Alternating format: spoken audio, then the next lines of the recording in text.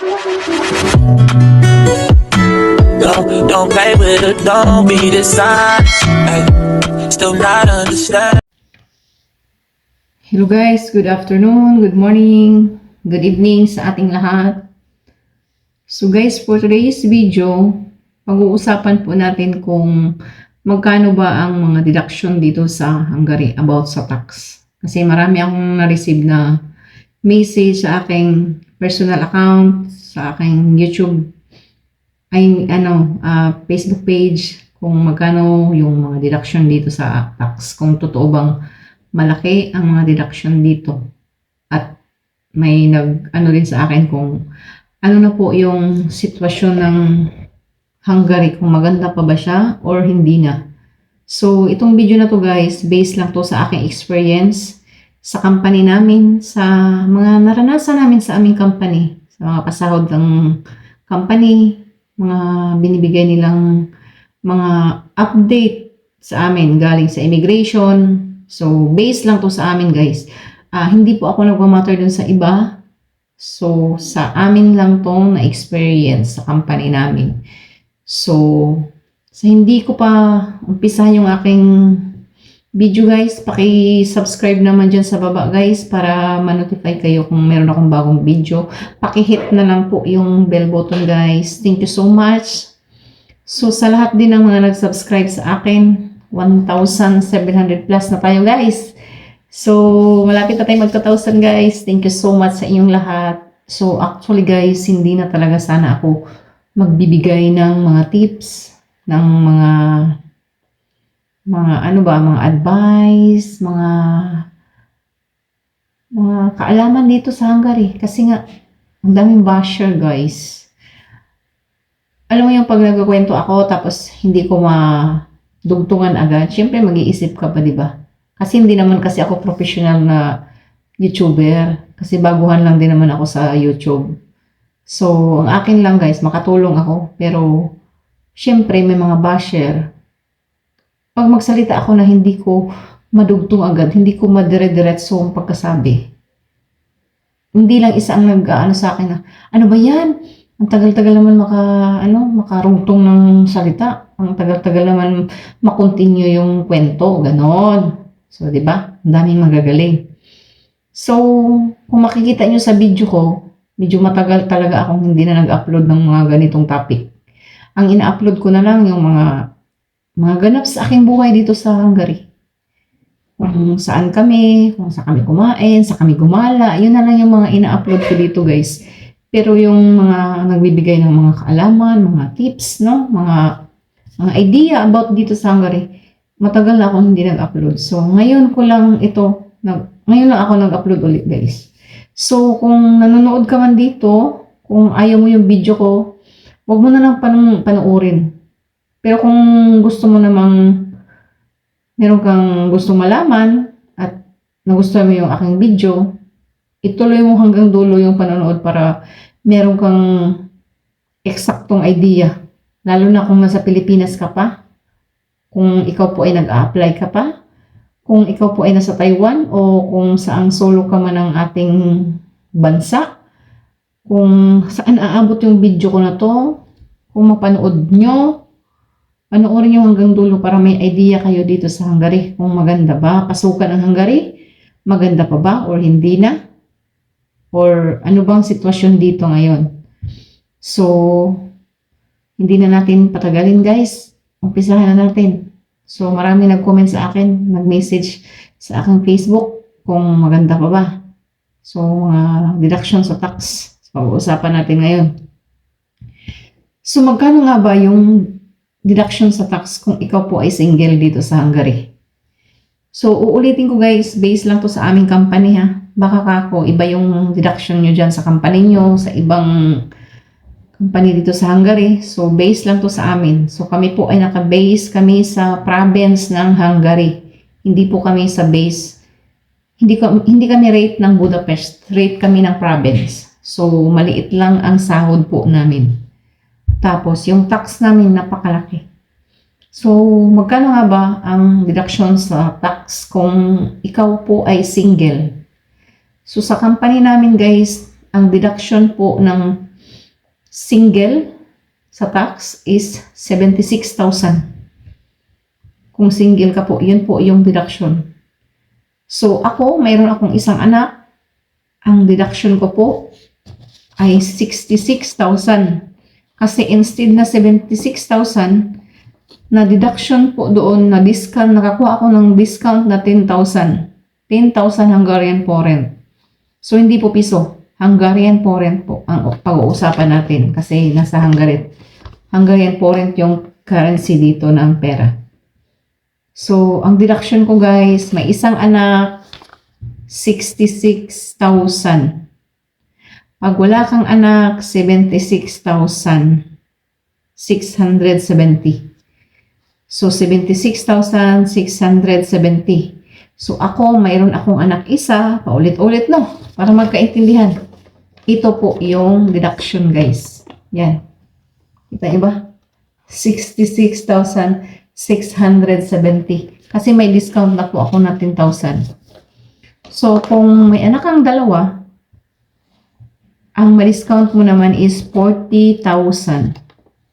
So, kung ang nagbabayad ka ng tax ng 70,000, i-minus mo yung 40,000, so 36 na lang yung babayaran mo.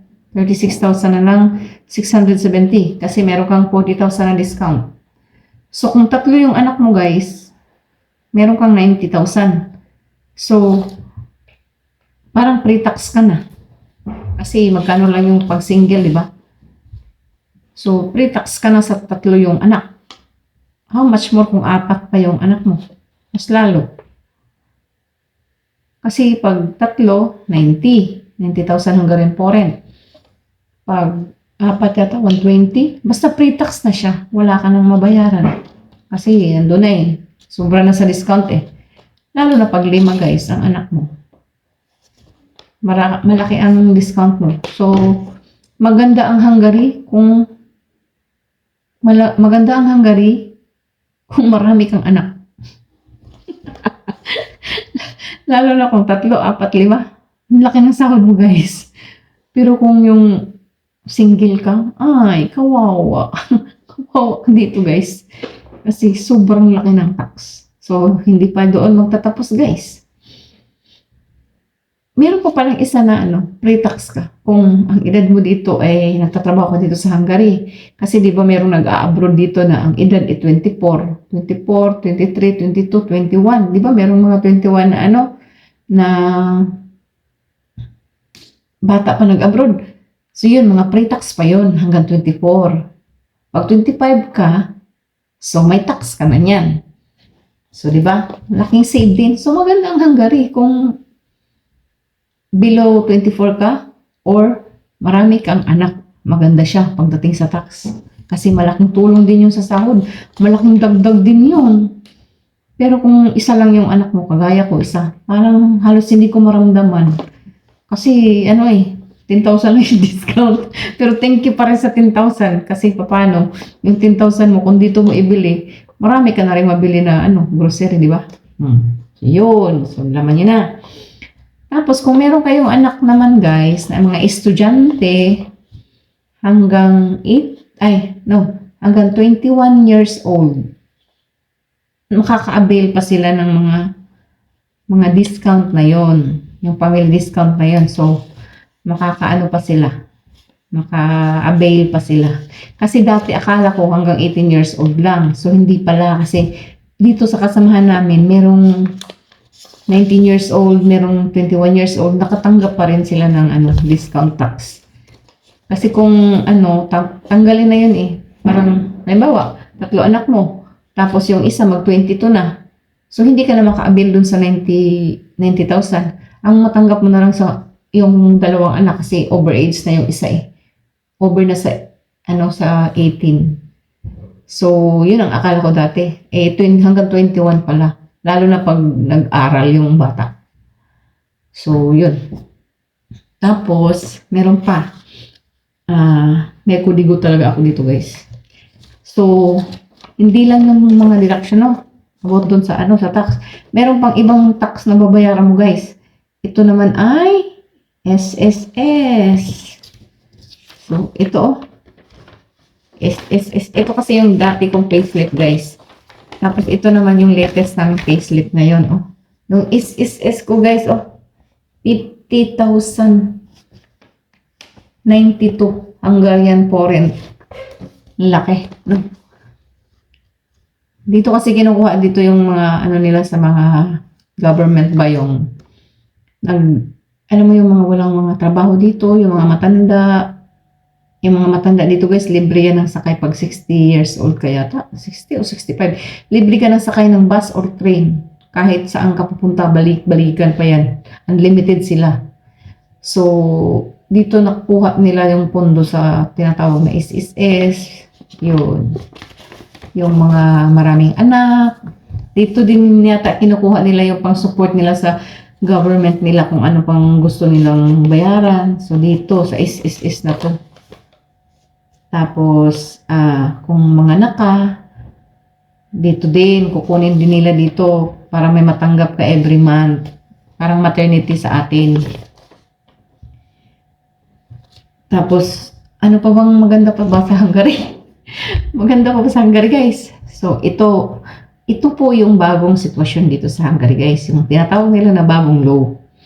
So, once na ma-terminate ka dito, I mean, finish contract ka dito, ang ano doon, dati sa old na law, meron ka pang 30 days to stay in Hungary.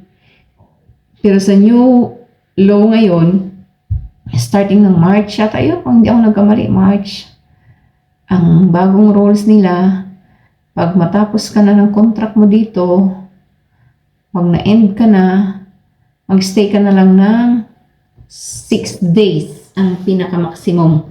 Hindi ka lalagpas sa 8 days. Kailangan mo nang mag-exit. So, kung dati pwede ka mag-stay ng 90 days, ngayon hindi na. 6 days na lang. Tapos, kung dati ay pwede kang hindi umuwi, ngayon sa bagong law, kailangan mo nang umuwi. So, yun ang malaking kaibahan. Tapos, kung dati ay may chance pa yung mga Pilipino na mag-PR, ngayon, pili na lang. So, sino ba ang pwedeng ma-PR dito? So, yung may mga chance na ma-PR dito, makakuha ng permanent residence, yung mga skilled worker. Tapos, yung mga may asawa na Hungarian, or may anak na Hungarian kahit hindi kasal, yun, pwede kang magstay dito. So, you're allowed to stay in Hungary kung kahit hindi ka kasal. Basta may anak ang Hungarian. So, sila lang po yung pwedeng magstay dito, guys. Tapos, yung iba naman, pwede naman kayong mag-renew ng contract kung gusto pa ng employer nyo. Pero, after 3 years ng contract nyo dito, uwi talaga kayo. Exit talaga kayo, guys. Kasi, nung Friday lang kami nakapirma. Ano ba ngayon? 15. So, nung Friday lang kami, October 11, pinapirma kami ng bagong new law sa immigration. So, binigyan kami ng papel ng aming company. So, uulitin ko, guys, sa company namin. Hindi ko alam sa ibang company. So, based lang to sa amin, guys. So, kung meron ibang may mga idea ba o mali yung mga sinasabi ko, comment lang kayo, guys, kasi hindi ko rin alam kasi yung sa inyo. Basta, itong video ko na to, guys, based lang to sa amin. At kung may mga tanong kayo, pwede rin kayong mag-comment sa akin para magawan ko rin ng video para sa susunod may topic ako na ma-share sa inyo. So, yun po yung mga bago ngayon, guys. Tapos, kung once na mag-finish contract ka, guys, kasi nga, sa sinasabi ko, diba, 3 years lang ang contract dito, so no extension. So, kung panibagong contract, uwi ka ng Pilipinas, tapos sagot na ng company ang plane ticket, balikan. So, sa amin lang to, hindi ko alam sa iba. So, yun. Tapos, may nakalimutan yata ako. Yun. Maliban pa pala doon sa SSS na sinasabi ko, meron pa kaming binabayaran dito na na tax. Para yun sa tax health, sa health insurance. Yun, bukod pa yung binabayaran namin doon. Hindi ko lang alam kung magkano talaga. Tapos, dito sa Hungary, guys, pag nag-sick leave ka, ang binabayaran lang nila is 60%. Ayan o, pakita ko sa inyo ha, yung 60%. 60%. Yan guys o. Kita nyo ba? Sick pay. 60%. Yan, 60%. Yan lang po yung binabayaran.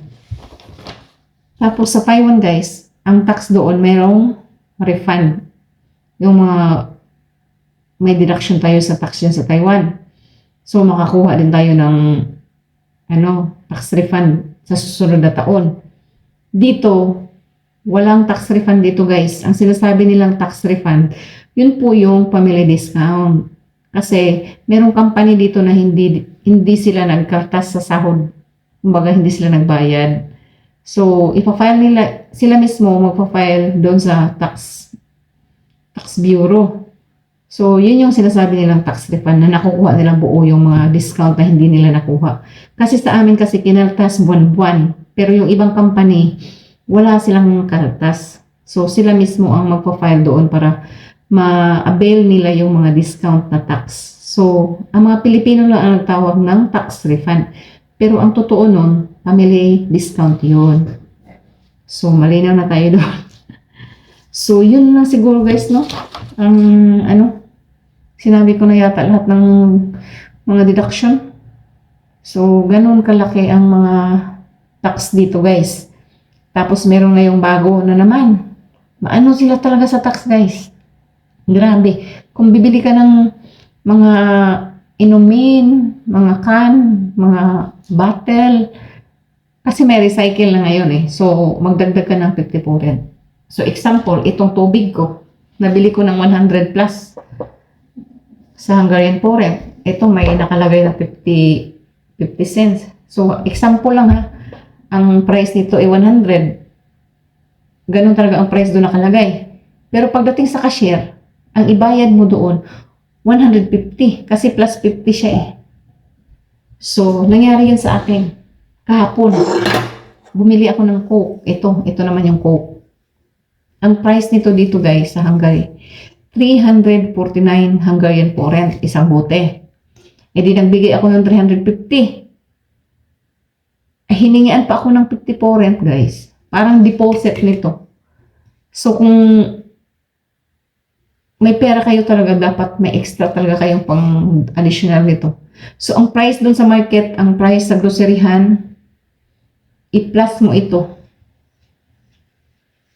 Pero pag inano kasi nila guys, doon sa mga groceryhan, kung magkano lang itong price, yun lang nakalagay. Halimbawa ito, 349. Yun lang nakalagay doon na 349. Pero pagdating sa cashier, hihingian ka ng pang-deposit nitong 50. So, ibig sabihin, kada isa, deposit 50. Eh kung 5 ang binili mo, adi meron kang 250 na deposit. So, ganun. So, kung nasa Pilipinas ka o kung saan solo ka man sa ating bansa, kung mapanood mo tong video na to, ayun, at least may idea ka na pagdating mo dito sa Hungary. So, maraming salamat sa lahat ng nanonood sa akin. Sa mga hindi pa nakasubscribe ng aking YouTube channel, guys, paki-subscribe naman, guys, para naman ma-inspire pa akong gumawa ng maraming video, guys. At sa mga basher ko, thank you sa inyo lahat, guys. Thank you so much. Thank you.